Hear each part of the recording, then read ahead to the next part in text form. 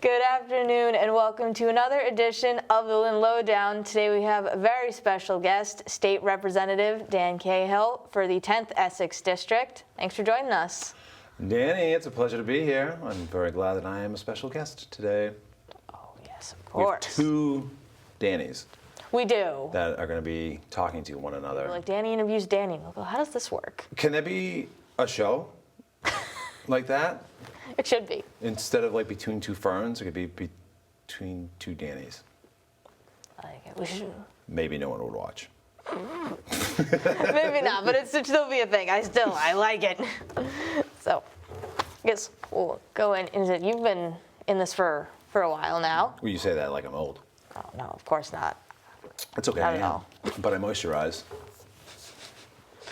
So I gotta ask, what made you decide to run for state rep initially? That's state rep. So I've been involved in local Lynn politics for some time, and an opportunity presented itself in 2016.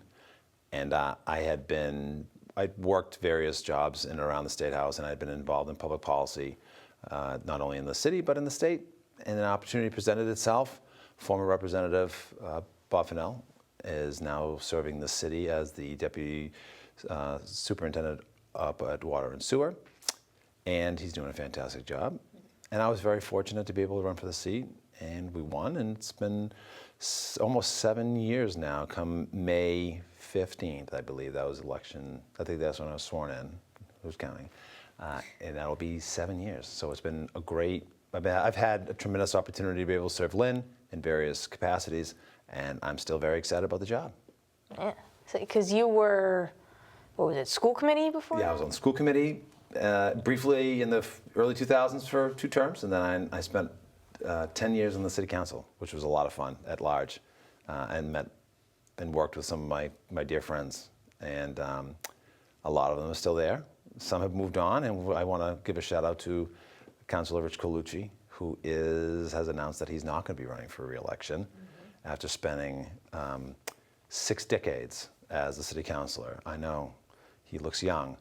He's 104, but yeah, he's been there for a very long time. He's had his fingerprints on a lot of great things that have happened in the city of Lynn. We're going to miss him, but if anyone knows Councilor Colucci, they will know that he will not be far away, because he will call and text us quite frequently, which we appreciate. I'll give him your phone number, Danny, right when I leave here, so you can also get a lot of texts. So I can also enjoy his various text messages. Oh yes, day and night. So that's me in a nutshell, politically. Yeah.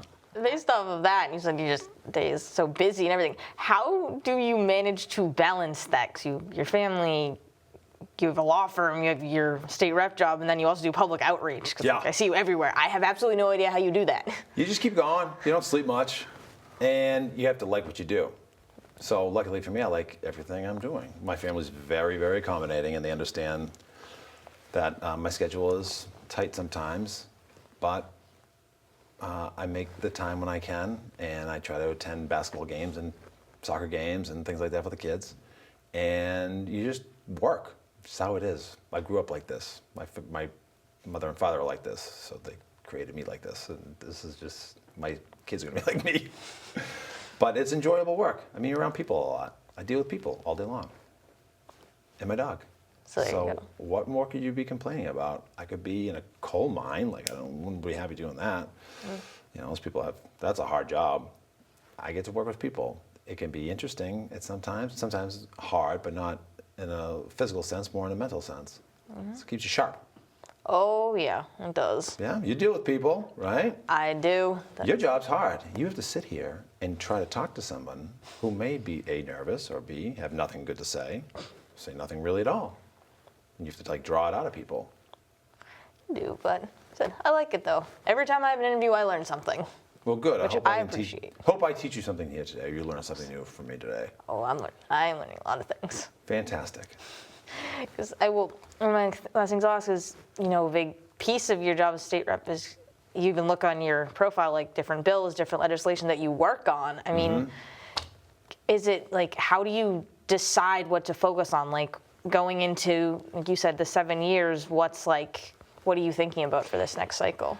Well, what you learn in general, right? So times change, and focuses change, and issues change, and public opinion changes. So it's always fun to look back and some of the things that were important, several years ago. You say to yourself, "Wow, we were able to tackle that issue, and now we're seeing the fruits of our hard work come to fruition, and those issues have been resolved."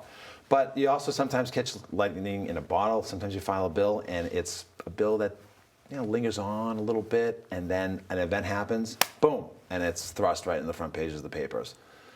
And you never know what's going to happen. I have no idea in the next 2 years what big issue might pop out of nowhere, and one of the bills I file might address that issue, and it might get some wind in the sails. And then here we are, debating it, passing it, getting signed into law. It's been exciting. It's fun. We've done it, like last session we were successful. I work a lot with my delegation, with Representative Capano and Representative Wong, and now we have Representative Jenny Armini, who's fantastic. And Senator Crichton, Brendan Crichton, who between Pete, myself, and Brendan, we've been working together either in the city council or the state level for over a decade. Wow. We file sometimes similar bills.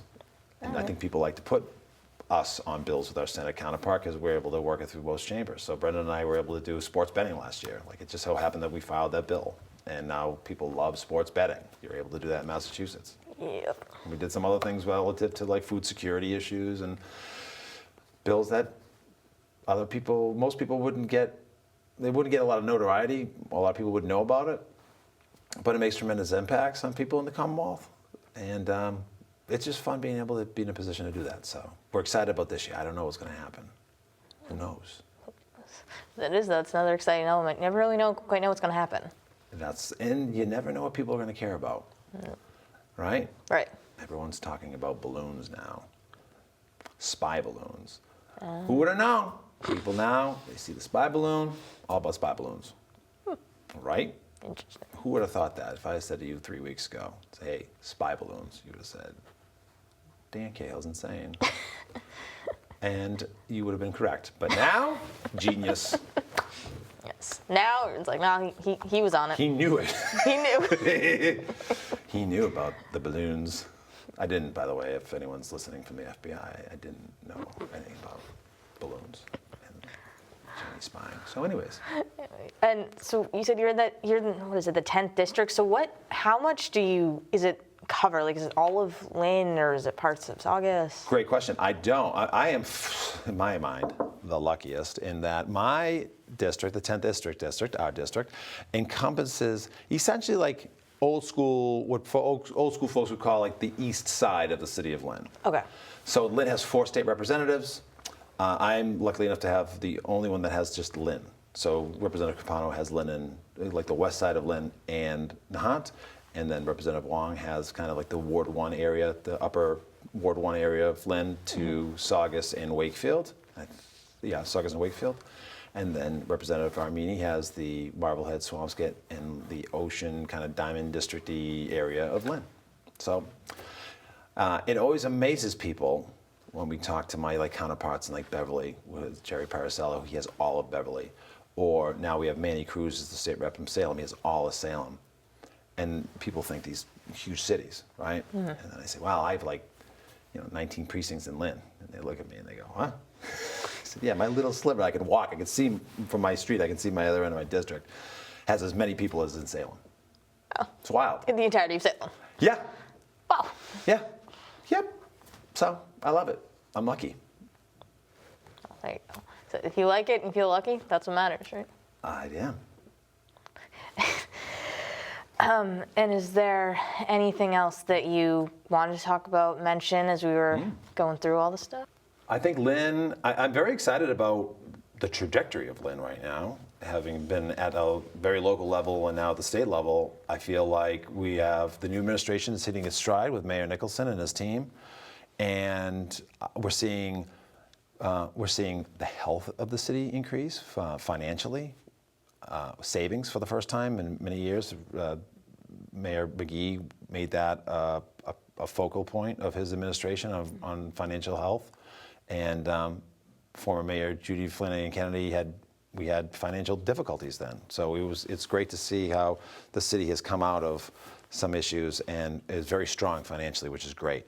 And there's a focus on inclusiveness, community outreach, community voice, which I really, really enjoy. And we're seeing true investments in our infrastructure. We're seeing a lot of road work, bridge work from the state. We're seeing different modal types of transportation, bike paths, although bike paths in Lynn is like the most exciting thing to talk about because it's like one of those things like Hatfields and McCoys, like you're on one side or the other, and it's always fun to get in a conversation with someone who's passionate on one side because it's just, you never know where it's gonna go. There's a lot of bike lanes in Lynn, no one abides by them. Everyone's just kind of driving around them, which is not good. We have to abide by the bike rules because the state says now when you accept state aid or modify a road, you have to put bike lanes in. So it's very important. But you talk to some people and you would think it's the end of the world. And as someone who has to listen or wants to listen, I take it all in. It's just fun to watch how something as what you think is benign as bike lanes turns people into like raging mad people. So aside from that, that's a little off topic. I think that Lynn's in a good spot right now. And we're going to be coming out of this, whatever this new phase of the economy is, because I can't figure it out. We're going to recession, record job increases, low unemployment. I can't figure it out. I think Lynn's poised to be in a good position, and we continue to see a lot of investment in the downtown and around Lynn in general. Oh, yeah, a lot of good things happening. It is. As I tell people, Lynn's been up and coming since 1624. Well, I think that's our next, 1621, up and coming since 1621. But it's true. And you look, the waterfront development, not just the housing development, I'm talking about the public space that's being created down there on the waterfront. The state's put a lot of thought into that space and the city as well. And that's going to be, these little pieces come together and it really makes for a cool city. It does, definitely does. And I want to thank you again for taking the time to come on and talk about That's it? That is. We need an hour long. I know we do. We need long. But public access, it's, I have to put another couple of quarters in the meter and then you'll let me have more time. Yes, I hope I'm going to come back because I feel like there's more we can talk about, Danny. Definitely. We'd love to have you back. Nice. I'm being invited back. You heard it here, folks. I'm being invited back for another show. All right. Maybe we'll go on location. That'd be fun. Ooh. Pedro, you want to go on location? He just said yes from above. See? You heard it here, folks. We're going to hit the streets next time on the Lynn Lowdown. Right, and you heard it here from Representative Cahill. That brings us to the end of our show. Thank you for watching. We will see you next week.